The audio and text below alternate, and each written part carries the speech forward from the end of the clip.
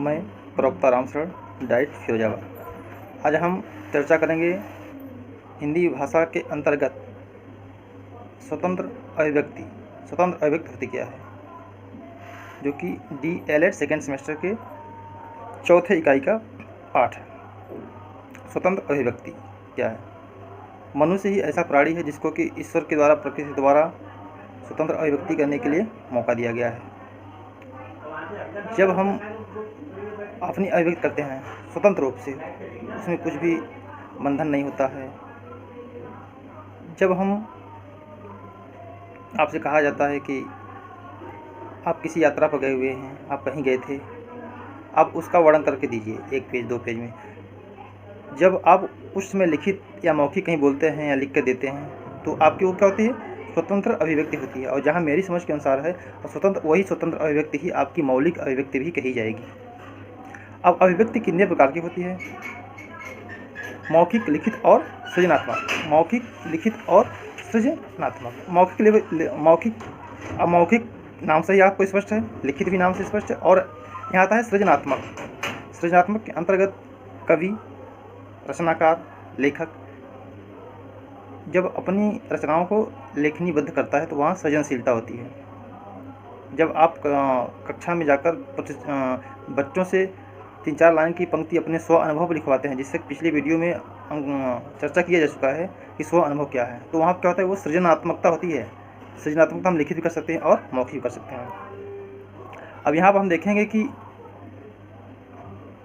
मौखिक अभिव्यक्ति की लाभ क्या है। सबसे पहले होता है समय की बचत होती है। समय की बचत हो गई। उसके बाद क्या हुआ, हमें स्वर के उतार चढ़ाव का ज्ञान हो गया, मात्राओं का ज्ञान हो जाता है, अपना हम स्पष्ट उच्चारण कर सकते हैं। इसकी क्या है, लाभ है। और उसके बाद है लिखित अभिव्यक्ति। लिखित अभिव्यक्ति के क्या महत्व है? लिखित अभिव्यक्ति जब हम अपनी बात को लिखित रूप में देते हैं, जब हम प्रश्न पत्र का उत्तर देते हैं तो हम लिखित माध्यम से ही देते हैं। जब हम कहीं एप्लीकेशन देते हैं अवकाश के लिए, किसी कार्य के लिए, तो हम वहाँ क्या करते हैं, लिखित माध्यम से ही अपनी बात को रखते हैं। अब एक बिंदु यहाँ पर और महत्वपूर्ण है कि अभिव्यक्ति क्या है, स्व अनुभूति और ग्रहित अनुभूति। स्व अनुभूति क्या है? जब हिंदी साहित्य में आप जान चुके हैं कि यात्रा का वर्णन कवि करता है, लेखक करता है, तो वो अपनी अनुभूति को ही प्रकट करता है। यहाँ पर स्व अनुभूति वही होती है। और ग्रहित अनुभूति किसी दूसरे के द्वारा जो चीज़ बताई गई उसको हमने ग्रहण करके लेखनीबद्ध किया या मौखिक रूप से बताया, क्लास में बताया, भाषा के माध्यम से बताया, अभिव्यक्ति। अब स्वतंत्र अभिव्यक्ति क्या होती है, इस पर चर्चा कर लें। स्वतंत्र अभिव्यक्ति मौखिक और लिखित दोनों रूप में हो सकती है। मौखिक क्या हो सकती है, जब हम भाषण देते हैं तो हम उसका क्या करते हैं, वहाँ भी अभिव्यक्ति कर रहे होते हैं, लेकिन वो हमारी मौखिक होती है। और जब हम कहीं लिखित रूप में अपना आवेदन पत्र देते हैं, आपको कहा जाता है कि इस टॉपिक पर आप 1000 शब्दों में निबंध लिखिए, तो वहाँ क्या होता है, उस समय हम लिखित अभिव्यक्ति कर रहे होते हैं। उसके बाद स्वतंत्र अभिव्यक्ति और उसका शिक्षा पर महत्व। स्वतंत्र अभिव्यक्ति जब भी आप करेंगे तो उसका शिक्षण, उसका प्रभाव बच्चों पर ज़्यादा पड़ेगा। और रटी रटाई परिपाटी से अगर आप शिक्षण कार्य करेंगे तो उसका प्रभाव कम पड़ता है। आपका जो अधिगम प्रक्रिया है, भाषा के जो चारों कौशल है, उनका विकास कक्षा में समुचित प्रकार से नहीं हो पाता। जिस प्रकार अगर आप रटी रटाई पद्धति पर पढ़ाने का कार्य करेंगे तो वहाँ क्या होगा, वहाँ पर रोचकता कमी हो जाएगी। और जितना आप आउटपुट लेना चाहते हैं, जितना आप प्रतिफल लेना चाहते हैं बच्चों से फीडबैक, उस एवरेज में आपको फीडबैक नहीं मिलेगा। अब शिक्षण, अब यहाँ आज की जो टॉपिक है वो स्वतंत्र अभिव्यक्ति है। स्वतंत्र अभिव्यक्ति का हम विकास कैसे कैसे कर सकते हैं कक्षा में, तो यहाँ पर वाद विवाद द्वारा, प्रार्थना सभा करवाकर, अंत्याक्षरी करवाकर, ज्वलंत मुद्दों पर वाद विवाद करवा सकते हैं हम। विद्यालय में पत्रिकाओं का प्रकाशन करवाकर भी कर सकते हैं हम। विद्यालयों के प्रकाशन में आप पिछली कक्षाओं में भी कर चुके होंगे, कुछ विद्यालयों में इंटर कॉलेज से ही वहाँ पत्रिकाओं का प्रकाशन होता है और छात्रों से उनके मौलिक लेख, चाहे वो कविता हो, कहानी हो, भाषण हो, उनसे लिया जाता है और वार्षिक रूप में या छमाही रूप में उन पत्रिकाओं का प्रकाशन किया जाता है। तो आपका स्वतंत्र अभिव्यक्ति वहीं शुरू हो जाती है। पिछली कक्षाओं से ही आपकी स्वतंत्र अभिव्यक्ति शुरू हो जाती है। अब अगली बात हम यहाँ करेंगे कि मौखिक जो अभिव्यक्ति है वो ज़रूरी है, बिल्कुल ज़रूरी है। ये आसानी से सरल में आसानी से समझ में आ जाती है जिसको आप समझा रहे हैं। अब इसका उद्देश्य क्या है, मैं उद्देश्य बता चुका हूँ कि इसमें समय की बचत होती है, भाषा कौशल के चारों अंगों के विकास हो पाता है, द्रुत गति से अपनी विचारों को हम दूसरों तक पहुंचा पाते हैं, द्रुत गति से अपने विचारों को हम दूसरों तक पहुंचा पाते हैं। उसके बाद मौखिक अभिव्यक्ति के आधार क्या हैं, मौखिक अभिव्यक्ति किन किन बिंदुओं पर चलता है। तो सबसे पहले है भाषण, उसके बाद क्या है शुद्ध।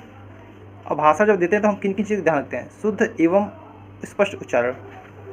जब तक हम शुद्ध और स्पष्ट उच्चारण नहीं करेंगे तब तक उन बातों का ध्यान बच्चे न देंगे और न तो सुनने वाला व्यक्ति ही देगा। शुद्ध भाषा का अभ्यास, अब यहाँ भी शुद्ध भाषा कैसे आएगी, सस्वर वाचन और मौन वाचन। जब सस्वर वाचन आप करेंगे तो बच्चे भी आपको सुनकर स्पष्ट उच्चारण करेंगे।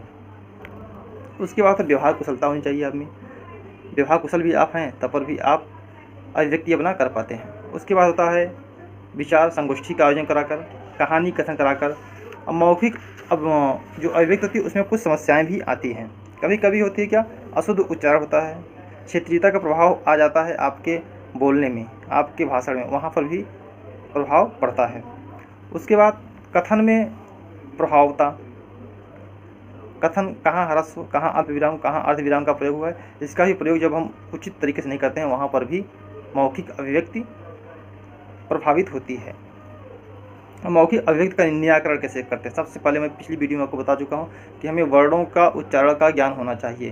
कौन सा वर्ण कौन सा स्वर उसका उच्चारण स्थान क्या है, यह ज्ञान जब तक नहीं होगा तब तक हम अभिव्यक्ति के अंतर्गत मौखिक अभिव्यक्ति करने में कुशल नहीं हो पाएंगे।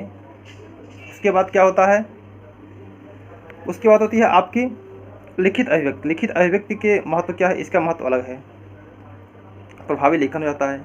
हम जितनी प्रतियोगी परीक्षाएं देते हैं वो लिखित माध्यम से ही देते हैं।